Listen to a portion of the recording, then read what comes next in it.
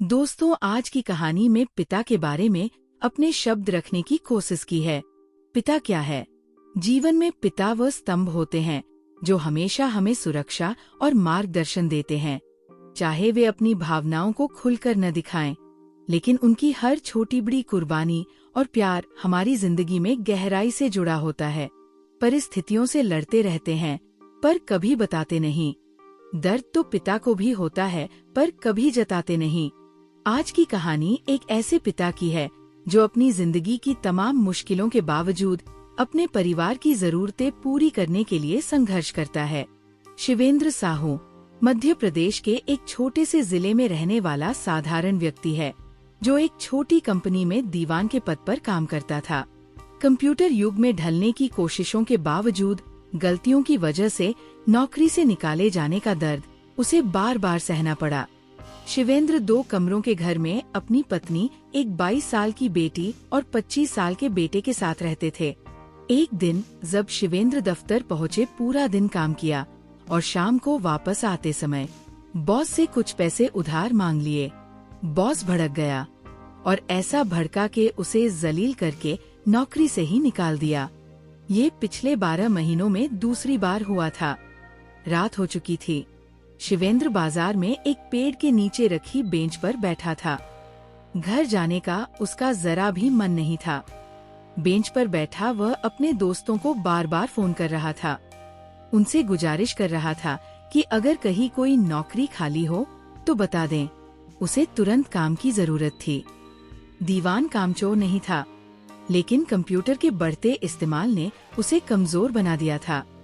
हालांकि उसने कंप्यूटर चलाना सीख लिया था, पर नए लड़कों जितना तेज नहीं चला पाता था, इसलिए गलतियां हो ही जाती थी। रात के 10 बजे वो हताश और निराश घर पहुंचा। अंदर घुसते ही पत्नी का गुस्सा फूट पड़ा। कहा थे इतनी रात तक? किसी औरत के साथ गुलछर्रे उड़ा रहे थे? शर्म नहीं आती? घर में जवान बेटा बेटी बैठे हैं, उनकी शादी की उम्र निकलती जा रही है। अगर जिम्मेदारी नहीं निभानी थी तो पैदा ही क्यों किया था? दीवान चुप रहा। पत्नी की रोज रोज की चिक चिक का जवाब देना उसने छोड़ दिया था। वो बाहर रखी टंकी के पास गया। हाथ मुंह धो ही रहा था कि बेटी दौड़ते हुए आई।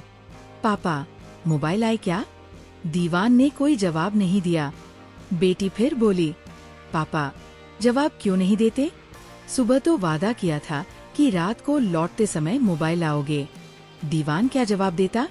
बेटी के लिए एडवांस मांगने पर ही तो बॉस ने उसे नौकरी से निकाल दिया था। बेटी ने अपना पुराना मोबाइल दिखाया। देखो पापा, ऑन करते ही हैंग हो जाता है। दीवान अब भी चुप था। वह अपनी बेरोजगारी की खबर घर वालों को नहीं देना चाहता था। अगर बताया तो पत्नी और बच्चे उसे फिर से ताने देंगे, तुम ढंग से काम नहीं करते, इसलिए हर कुछ महीनों में नौकरी से निकाल दिए जाते हो। हाथ मुंह धोने के बाद वो सीधा अपने कमरे में चला गया। बेड पर पत्नी मोबाइल चला रही थी। जैसे ही दीवान कमरे में घुसा, वह चिल्लाई, बहरे हो गए हो क्या? बेटी का मोबाइल क्यों नहीं लाए? दीवान धीमी आवाज में बोला, पैसे हाथ में नहीं थे, जब होंगे तब ला दूंगा। पत्नी भड़क उठी, तो उधार ले लेते। बिना मोबाइल के बेटी कैसे पढ़ेगी? पता है ना, उसे ऑनलाइन कोर्स पढ़ना पड़ता है। दीवान के पास कहने को बहुत कुछ था, पर उसने चुप रहना सीख लिया था। वह रसोई में गया, खुद ही थाली निकाली और खाना खाने लगा। बेटा 25 का हो चुका था, बेटी 22 की। दोनों सोशल मीडिया पर ज्यादा और पढ़ाई में कम ध्यान देते थे, इसलिए प्रतियोगी परीक्षा पास करना उनके बस की बात नहीं थी। अभी दीवान ने खाना खत्म नहीं किया था कि बेटा गुनगुनाते हुए घर लौटा। उसे रसोई में देखकर सीधे अपने कमरे में चला गया। दीवान ने नोटिस किया, उसके कदम लड़खड़ा रहे थे। जरूर दोस्तों के साथ बैठकर पीकर आया था। पहले जब बेटा पीकर आता था तो दीवान उसे बहुत डांटता था, लेकिन एक दिन बेटा उससे उलझ गया। गुस्से में दीवान ने थप्पड़ उठाया तो बेटे ने उसका हाथ पकड़ लिया, उसे आंखें दिखाईं। उस दिन के बाद दीवान ने बेटे से कुछ भी कहना छोड़ दिया। अगली सुबह जल्दी उठकर दीवान काम की तलाश में निकल पड़ा। वह जानता था बिना काम किए सब बिखर जाएगा। बच्चों की पढ़ाई, शादी, घर का खर्च, सब कुछ उसके सिर पर था। शाम तक वो भूखा प्यासा दफ्तरों के चक्कर लगाता रहा। शुगर लो होने से शरीर सुन्न हो रहा था। वह सोचते हुए चलता जा रहा था। पता नहीं कब फुटपाथ से मुख्य सड़क पर आ गया। तेज दौड़ते ट्रक ने उसे कुचल दिया। उसे तड़पने का मौका भी नहीं मिला। सड़क पर ही उसकी मौत हो गई। सब बदल गया। बेटा, बेटी और पत्नी फूट फूट कर रोए, लेकिन अब कुछ नहीं बदला जा सकता था। उधार देने वाले रोज घर का चक्कर लगाने लगे। रिश्तेदारों ने फोन उठाने बंद कर दिए। वाईफाई का कनेक्शन कट गया। अब बेटा 7,000 रुपए महीने पर दुकान में नौकरी करने लगा। बेटी 5,000 रुपए में प्राइवेट स्कूल में पढ़ाने लगी और पत्नी को दूसरों के घर में झाड़ू पोछा करने की नौबत आ गई। पत्नी का साथ सिंगार छिन गया, शीशे के सामने खड़े रहने का हक भी। अब वो घंटों मोबाइल में नहीं खोई रहती थी। अब उसकी आवाज सुनने वाला कोई नहीं था। अब उसे छोटी छोटी आवाजें भी डराने लगी थी। अब वो रात भर नींद के लिए तड़पती थी। अब पूरे परिवार को समझ आ गया था पिता क्या था।